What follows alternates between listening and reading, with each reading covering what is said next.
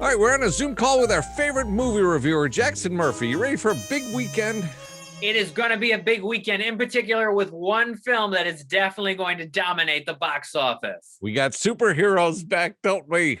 We do. Scarlett Johansson returns as Natasha Romanoff in Black Widow, which is in theaters and on Disney+. I saw this movie almost 2 weeks ago now. It is almost a commentary on the Me Too movement. She tries to take down an evil guy who's basically mind-controlling young women. The first half of this film is a lot of action and car chase sequences that the Marvel fans will love.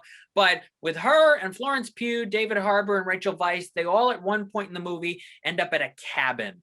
And when that happens, the momentum just comes to a halt, Randy. And this film, unfortunately, is not able to recover. The second half is really dull and uninspired. And I'm even disappointed by some of the visual effects. And usually I'm not when it comes to Marvel movies. So overall, I'm a little underwhelmed by Black Widow, but it will make a ton of money this weekend, whichever way you watch it. Okay, all right. Now there's a new whale movie. What's this? Right, a documentary called The Loneliest Whale, executive produced by Leonardo DiCaprio, who's very much into the environment. He always has been, with causes about climate change and even car racing. There was a documentary he was in last year called And We Go Green that was very good that he was a part of. The Loneliest Whale, they're looking for this whale named the 52 Hertz whale, this different frequency this whale has had for so long, but scientists wonder, where is this whale? Feels like it's been secluded and in solitude for decades and decades, and they're trying to find this whale. So I'm always intrigued by nature documentaries and ones that have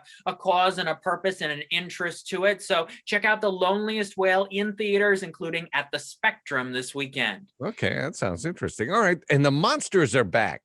Right. So Monsters, Inc., we had that classic movie 20 years ago. Monsters University came out in 2013, the prequel. Monsters at Work is a brand new series on Disney+. The first 2 episodes are out now. The 3rd episode's on Wednesday.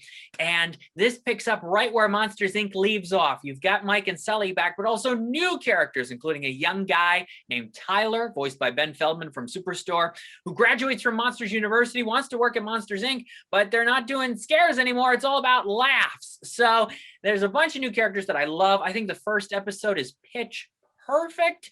And if you are a fan of this franchise, you are not going to be disappointed by the quality and the care that has been put into the look of the show, the humor of the show, and the stories. I really like Monsters at Work on Disney+. Oh, that's good to hear. And there's a couple of other things on Nickelodeon that are animated as well.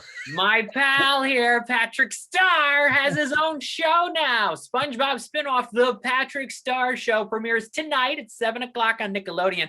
Patrick gets his own talk show, and he's got the help of his family with that, which is great. Then at 7:30, the premiere of another new Nickelodeon animated series, Middlemost Post, which is about Parker J. Cloud and Angus and a walrus named Russell, and they go delivering mail and packages around town. Great shows, and I talked with the makers of Middlemost Post. You can go to lcj.podbean.com for that interview. But yes, thank you to the folks at Nickelodeon for this, and so much swag. It is awesome that Patrick Star now has his own show. We're on the Zoom meeting with movie reviewer Jackson Murphy. He's showing me his Patrick Star coffee mug. That's right. Need it this morning. Absolutely. Yes, it's great. Well, it sounds like we got some pretty good things to watch this weekend, so that's great. Yes. Jackson, where can people find your reviews and such? Twitter at LCJ Reviews, Instagram at LightsCamJackson. The website is lights-camera-jackson.com. And I've already seen a couple of the big movies for next week. The new Anthony Bourdain documentary, Roadrunner, and Space Jam, A New Legacy with LeBron. We'll talk about that next week. All right, sounds good. Thank you, Jackson. Have a great weekend. Thank you. You too.